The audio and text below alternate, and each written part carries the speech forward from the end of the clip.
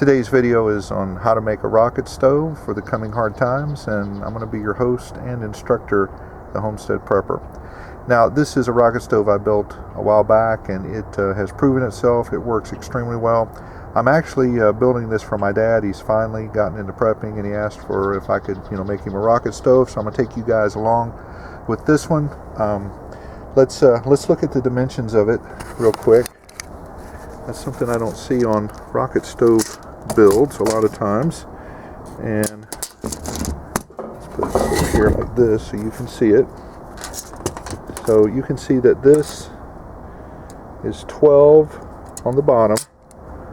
That dimension is about 6 or 6 1/4 there.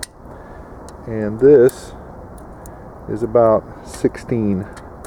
Now, if you want the metric equivalents, you can just multiply these numbers by 2.54, and that'll give you the centimeters.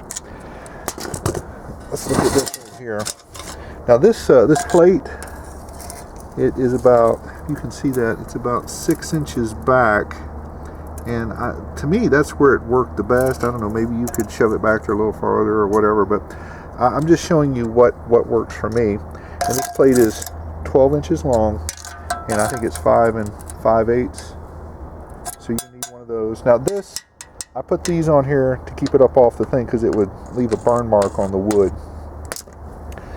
Alright, what you're going to need is a piece of this 6x6 rectangular steel tubing here. Now this is 6x6 by 3/16.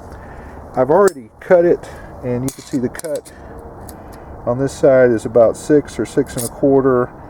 And if we go from back here, that's where you get the 16, right about there. I know it's upside down, but basically, if you look at the top view, you cut that at 12, you cut that at 6 or 6 1/4 right there, and you roll it over and do the same thing, and you can see how this is put together. And then all we need to do is put this like this and put that like that. Of course, it's not on there real well, but that's basically the gist of it. So it's pretty simple, guys, and this is 12 by 16. I guess you could make it shorter, longer, whatever, but like I said, this design right here works for me. So let's get it tack welded together. Okay, this is how I marked this little flat bar right here. If I didn't already mention it, it's 1.5 inches by 12 inches long. And I just took a marker and marked it on that edge and on that edge, and then there in the center.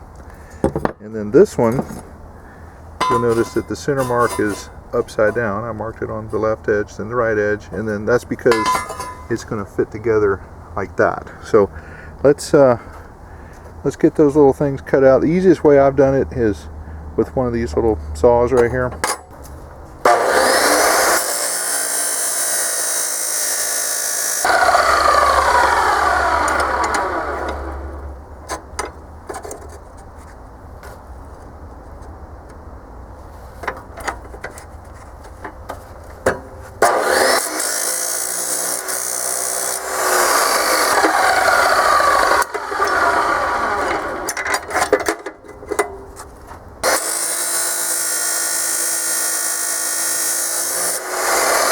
I think you got the idea. That's just gonna, actually it'll fit together like that. I'm gonna have to do a little more grinding with the hand grinder to get that to fit in there. Alright, I'm just gonna clean it up a little bit with this.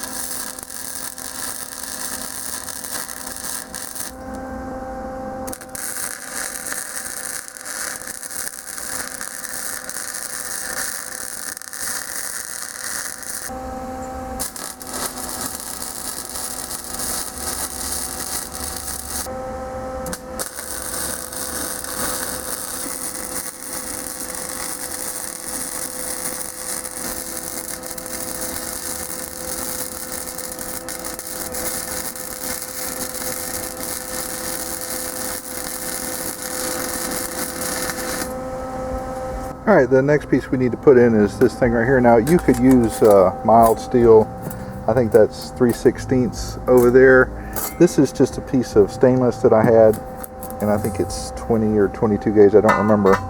But what I've done is I've marked this at about 6 inches right there. The piece is 12 inches long, and I marked this 2 inches from the inside to here, and then that's just going to sit down there, and we're going to tack weld it right there. So, and we'll tack weld the other side, and we'll put a couple more tacks in it. But that'll give you the floor, if it's upside down right now, that'll give you that right there. So let's get that tacked in there. I mean, if you wanted to, you could put some slots here or whatever and adjust that, but this is going to work good enough for what we're doing. I've just got a little scrap piece of 2-inch right there underneath that to hold that up.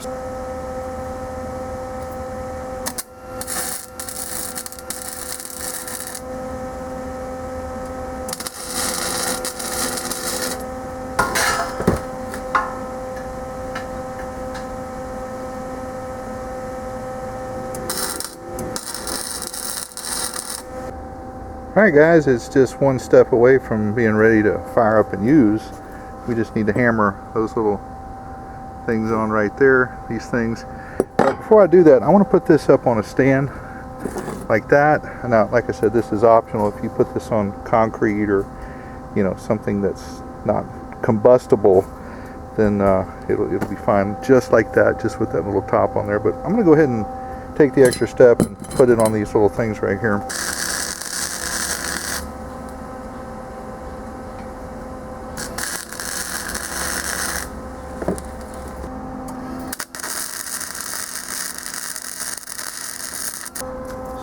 Put it in diagonal, this little groove facing up.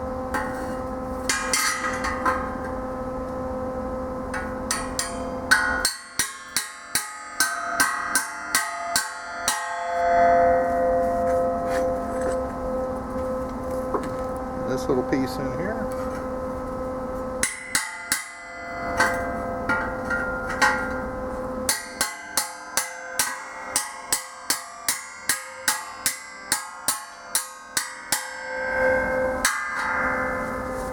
Alright guys, I'm going to have to grind that out a little bit. It's not going down as far as we would like it to go, so get that ground out. Okay, like I said, a little more grinding.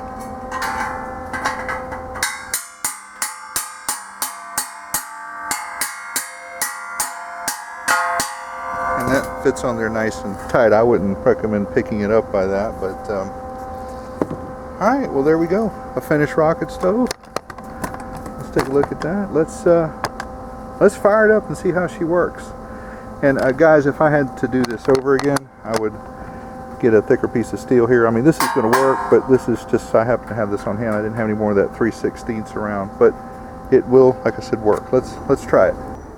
Alright, I have a wide assortment of stuff here that the rocket stove can run off of. Those are just twigs and stuff that were out in the yard. This is something off of a cabbage palm. These are more twigs. This is some smaller split oak. If you're going to get a rocket stove, I highly recommend you get a set of limb loppers or something to cut it. These are palm fronds, again off of a cabbage palm. Let's see if we can get it started. We'll try and do 2 for 2 here.